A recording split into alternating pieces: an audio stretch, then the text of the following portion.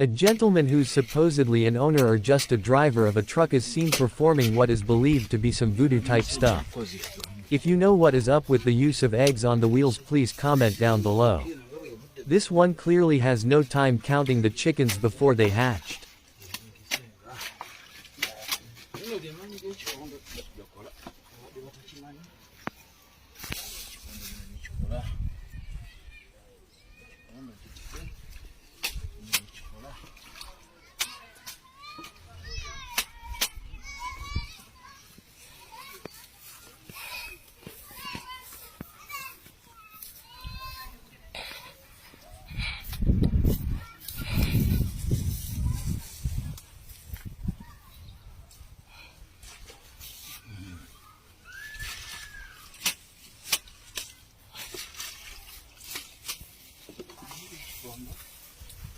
Leo batakirina munayi tusobola bituukako naye buli wekifuna ne bakikolera ebintu byakyo naye ekikola nga asaaga bagala akola